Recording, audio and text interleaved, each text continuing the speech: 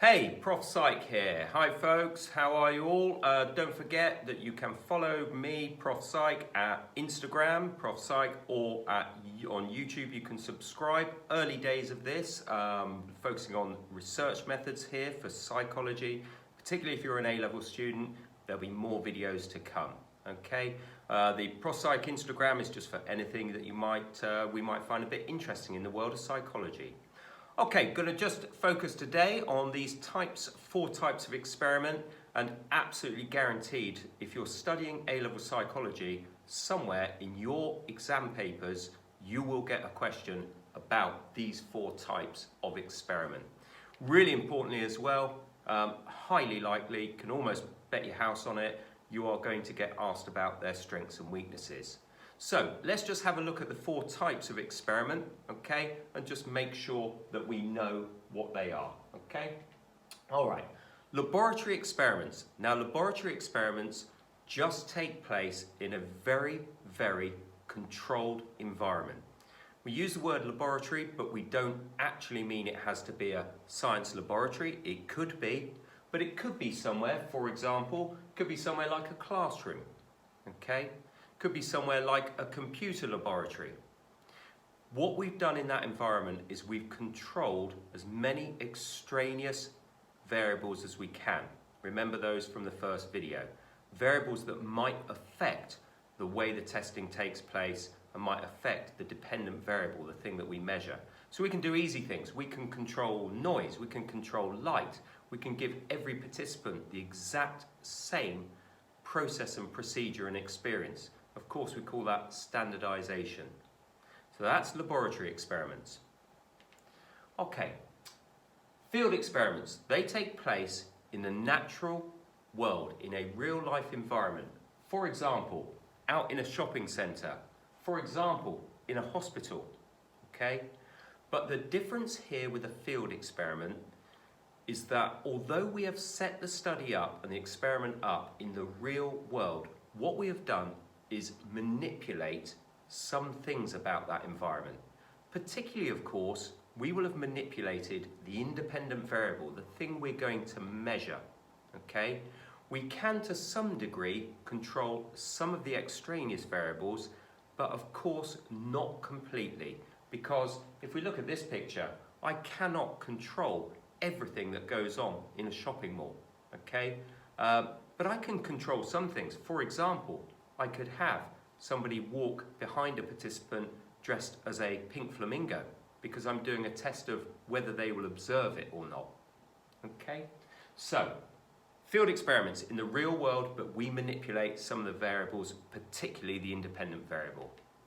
So, natural experiments, how do they differ?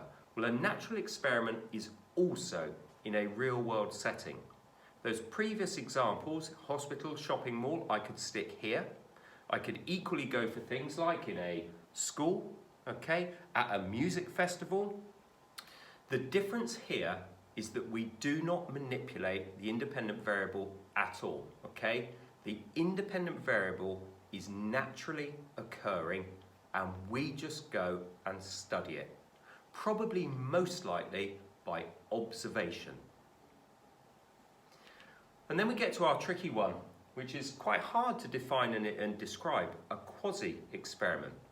Now, the key thing with a quasi experiment is that the independent variable, that thing that changes that we're interested in to see its effect, that independent variable simply exists, okay? We don't create it, we haven't manipulated it especially, it simply exists, and it is normally based on a difference between people, okay? Let's take a couple of examples here from these pictures, all right? We could take the example of studying people who are phobic, and that's maybe a strange picture because perhaps she's not that phobic, but somebody with a phobia, now that thing just exists, and I could compare to somebody who is not phobic, who does not have a phobia. I haven't created the phobia, okay? It already exists.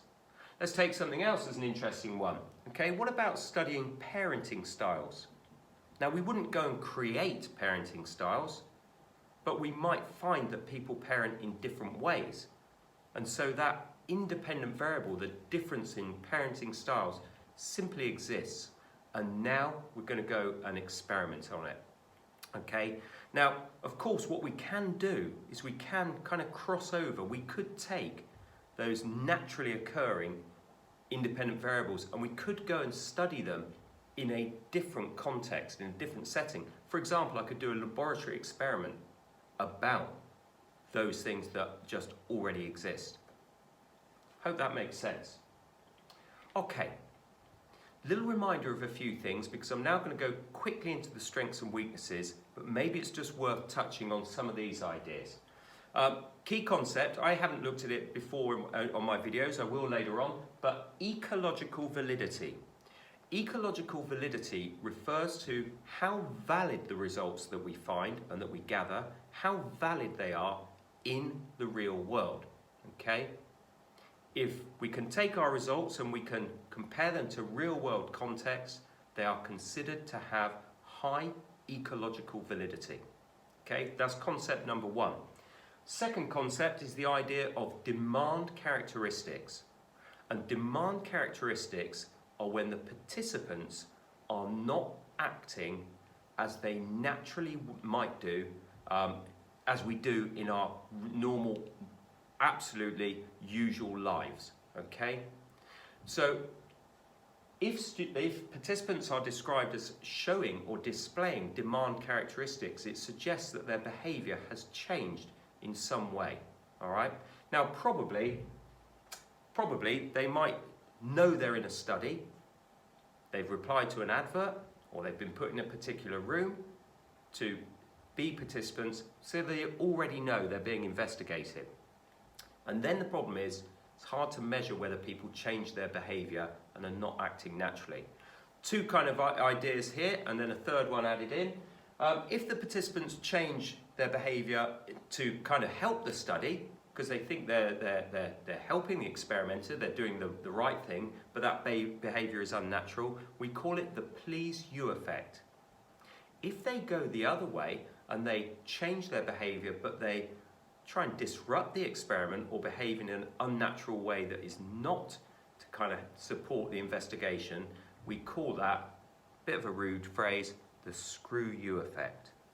Now, the other thing, of course, participants might act unnaturally just out of apprehension, about fear of being evaluated, okay, and they might suffer from what we call social desirability bias, okay. Here, they're behaving in a certain way that is the normal and usual expected way, almost by society or by how we're socialized to behave, okay.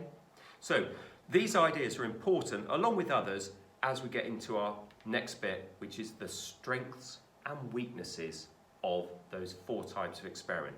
Now, I am not going to read all these out to you because it would take too long, and you can pause this video and zoom in and have a look, okay? But essentially, we cannot say that one type of experiment is more effective than another, all right? Every one of these has strengths, every one of these has weaknesses, and they're just different, okay? And they're often contradictory. One type of experiment, like laboratory, right? Its strength is that it has very high control. We can control extraneous variables, but a weakness is going to be that it has very low ecological validity. It's harder to compare those results out into a real world setting. Now that would be kind of different, wouldn't it, to, we almost go the opposite way for something like a field experiment.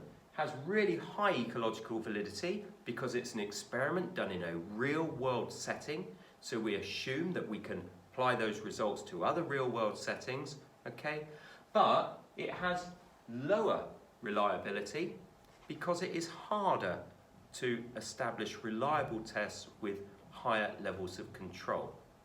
So there are those terms that I talked about, demand characteristics, ecological validity, they're going to be plastered across the strengths and weaknesses here, and the same, of course, when we look at natural experiments and when we look at quasi experiments. Now, if I was you, from an exam point of view, if you're a student doing A-level psychology, regardless of what syllabus you're doing or what exam board, I would learn one or two major strengths and weaknesses here of laboratory experiments, quasi, field, natural. Okay, I wouldn't try and learn 5 or 10. Okay.